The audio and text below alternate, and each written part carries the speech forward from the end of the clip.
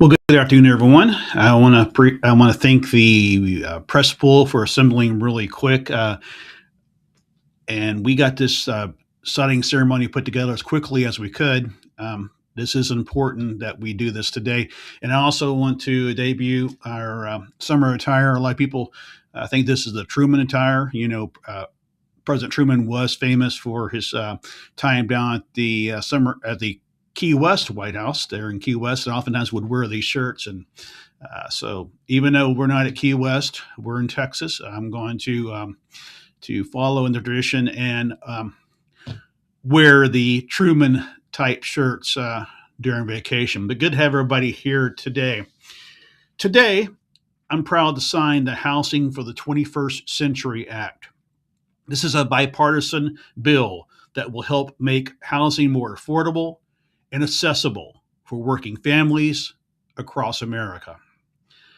This legislation takes important steps to expand financing for affordable housing, increase loan limits for multifamily homes, and provide grants to states and localities for planning and community development. It raises the income limits for HUD's Home Investment Partnerships program and creates new tools to support regional and local strategies for building more housing where families need it most. This bill addresses a growing concern, and it has been a concern in this administration since day one, and that's large corporations buying up single family homes and driving up prices for everyday Americans. It includes provisions to discourage this practice and ensure that housing remains available for all families, not just investors. Let me tell you about how bipartisan this bill is.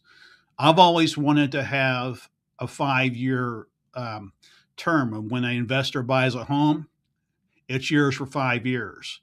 Well, both parties we agreed to a 2 year limit. And that is when you buy a home, it's yours for 2 years. It's no buying it and flipping it in 30 or 60 days. You're buying it, you're investing in it. And I want to thank the members of Congress who actually made this possible today. And again, this is bipartisanship in action. This bill includes practical reforms, exempting certain housing projects from unnecessary environmental reviews, excluding veteran disability benefits from income calculations for supportive housing, and modernizing rules for manufacturing homes. These changes will help cut costs, speed up construction, and get more families into safe, affordable homes. This is exactly the kind of common sense, pro family legislation that advances our families first agenda. This is it, folks, right here.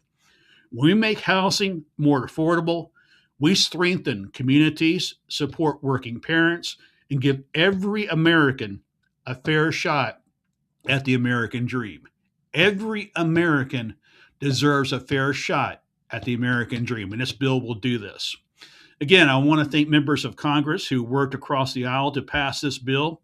This is what government can do when it focused on results instead of politics. When we worked to get this bill done, and there were a lot of disagreements on this bill.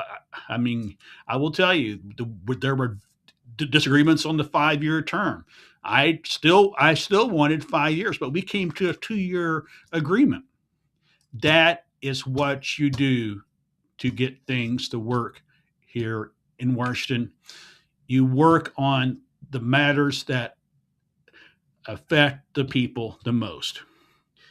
To the families struggling with high housing costs, this bill is for you.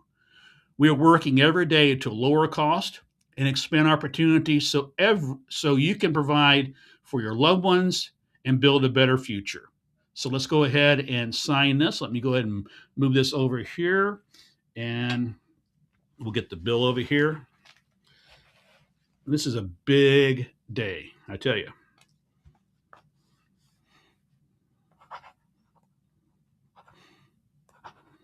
We use a couple pens, actually.